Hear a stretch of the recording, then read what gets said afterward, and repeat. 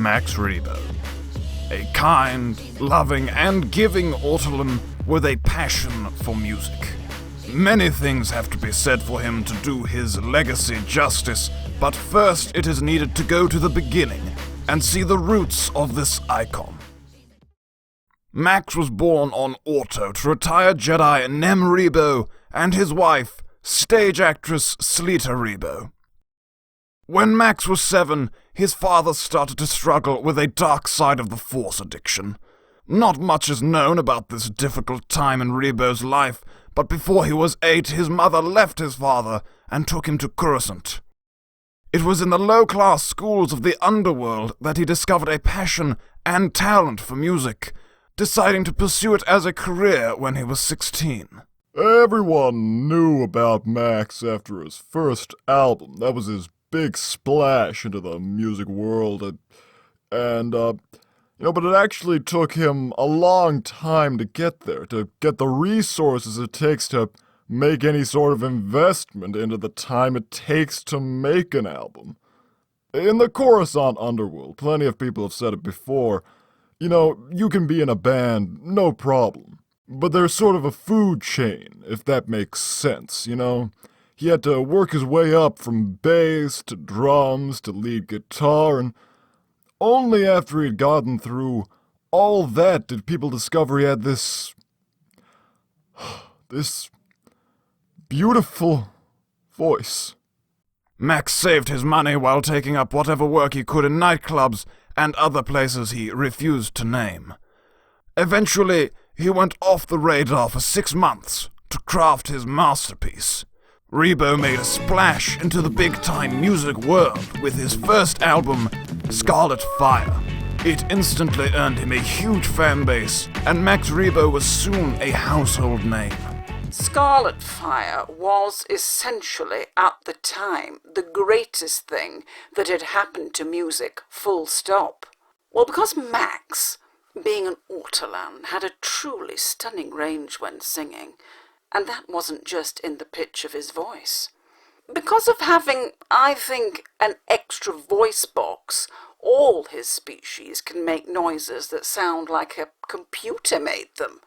But he could just make these remix-sounding voices into the microphone on the stage. It really was quite the experience to see him live. I actually designed the album art. Really? Yep, yeah, I did. I didn't initially want to, but times were tough. I was running out of money, My mom was, and actually she still is my manager, so I had literally no money to hire an artist or designer, so I made it myself using a custom wallpaper app on my phone, and, I was almost done. But, it just wasn't speaking to me the way I like everything I make to, really say something to me. I have to feel proud or something's gone wrong. Yes. So, I altered the spelling of fire a bit, and, I gave it that fiery font look, and that just made it pop. Do you think that it would have sold as well without the change to the art? No, I do not. Max's fame and popularity skyrocketed with his first tour, going across the mid-rim of the galaxy. Every single show sold out within hours. With his newfound success, Max bought a house in Theed for his mother, also buying a house for a seemingly random man from the Coruscant underworld. On the subject, Rebo had this to say in an interview. When I was a kid, I barely knew what music was. But, one day on my way to school to get beaten up by the guys who picked on me, I saw this guy playing a Gungan banjo. The guy wasn't a Gungan, thank the Force, but he was playing this Gungan banjo, so beautifully. I just stopped and listened for I don't even know how long. And eventually, he started talking to me about music. He was just so inspiring that we got into this really deep, rich conversation about music, and that day was a huge turning point for me. We kept in touch, and we became great friends to this day. I bought him a house to show him my appreciation, because if it weren't for that man, that one man, playing that one gunga banjo, I would never have discovered what makes me feel truly, truly alive. Max then released a hit single called Don't Hate Me, an instant success with casual and more hardcore fans alike. Rebo's fame was only growing, causing several companies to take interest in ending his independent status and sign him on to their company. Several companies approached Rebo to strike marketing deals such as action figures, television shows, putting his name on breakfast cereals, and making expensive Rebo brand musical instruments. The young musician denied all approaches save for making Max Rebo branded instruments. However, he made it clear that he only let it happen under one condition. They wanted to make Max Rebo action figures, Max Rebo cereals, Max Rebo lunchboxes, and Max Rebo backpacks. But I told them, I'm a musician, not a sellout or a cartoon character. I've seen too many good musicians go that way. I want to be just a musician. One thing that I did say yes to, I think it became quite famous over time, was to make an expensive Max Rebo brand of musical instruments. But I said I would only let them if all the instruments were like 50%, I think it was 50% cheaper than normal instruments. I did that because if people want to have a flute or anything else, but they wouldn't normally be able to afford it, well, with one that's got a half base price, more people can learn to play music and make music, and that is my dream, to have more people making music and feeling good for it. Max's dreams started coming true as he inspired more and more people to learn how to play music and take up singing lessons. In the midst of the Max Rebo boom, he released a second album titled Fingers Down My Spine, another instant success from the visionary. Rebo was also famous for his level of interaction with his fans, which grew as every day went by. I think Max was very sociable and a very fun person to be around. So his personality won people over just as much as his music did, He was great because if he ever met someone who played music or had a garage band or even just liked listening to music, he would talk to them, about that. He would talk to them about music. He really enriched the lives of people he talked to about the subject, and they enriched his. Because he always wanted more different perspectives on music, because it was his passion. He always wanted just to be more worldly about what people thought of it. Max was really unique, not just in his music, but also in the way he interacted with the fans. At the time, it was really great to be a fan of him in particular, because out of all the artists, because he was the only one who really did that, getting to know people before signing an autograph or sitting down and talking to them about what songs they liked.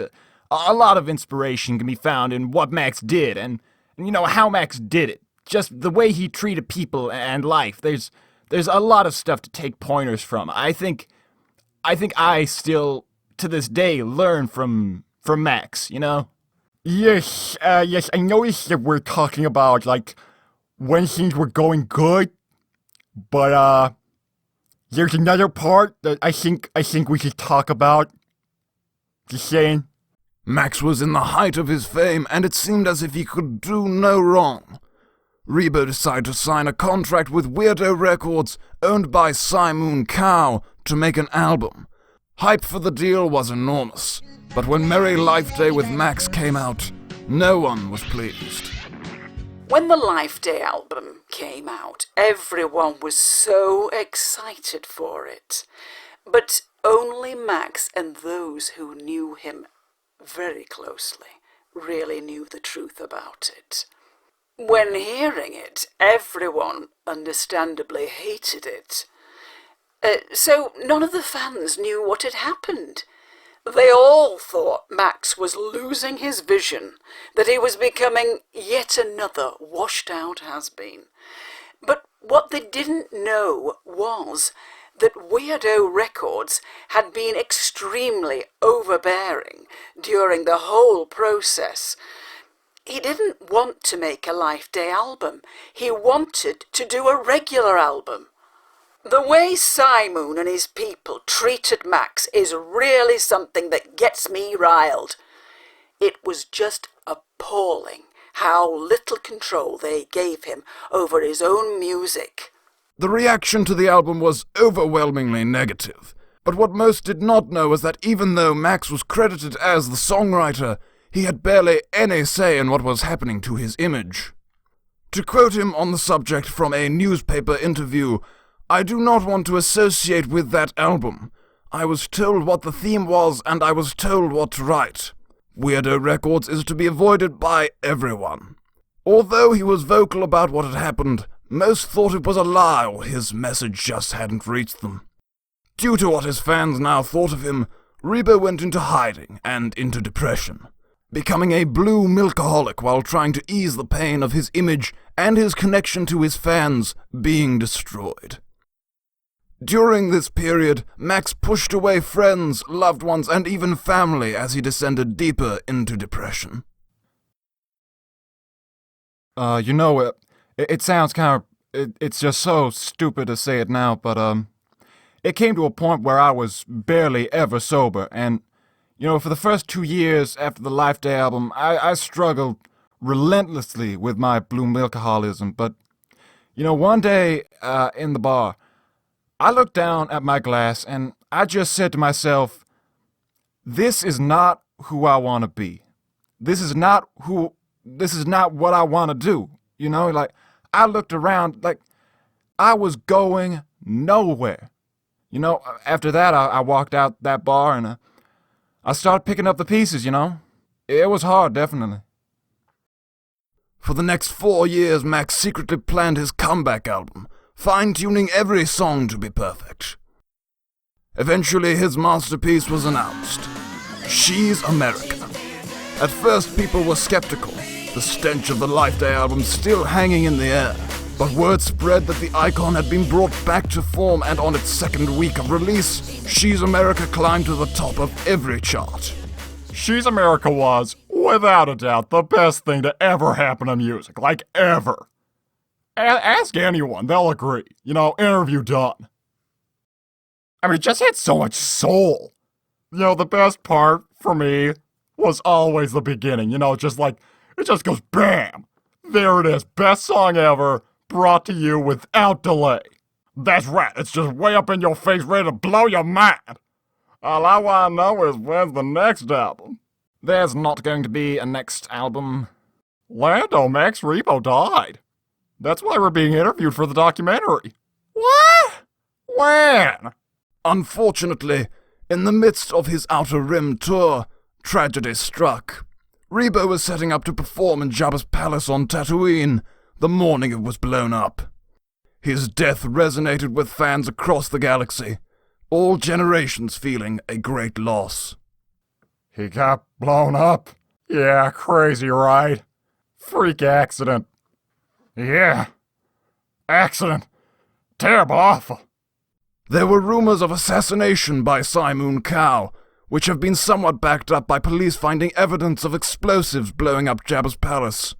While Simoon Cow was proven innocent, there is reason to believe that Rebo's death was not an accident. No! I didn't kill him! I didn't blow him up! It wasn't me! No! Dude, chill. We know you didn't totally blow up Jabba's palace when we were rescuing Han. You killed... I didn't mean to! I didn't know it was there! I was just trying to save Han! I feel so terrible, it hurts! Kill me! Kill me now! I don't want to live with the shame! Kill me! Kill me! Hey, love fans. Max? Max Rebo? The one and only. But you died! You got blown up, you're an imposter! No, actually, I was just trapped under the rubble. I can guarantee that I'm not fake. How? Like this. Hit it, boys.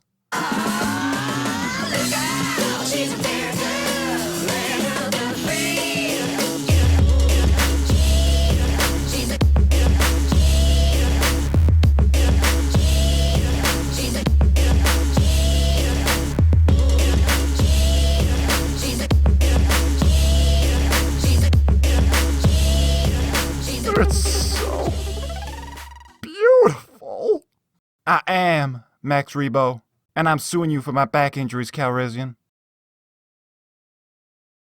Am I gonna go to jail now, or what? Probably. Since you killed all those people. You monster. Well, now knowing that Max is indeed alive and was just trapped under the rubble of the stage somewhat diffuses this entire biopic. Screw all of you. I'm going home.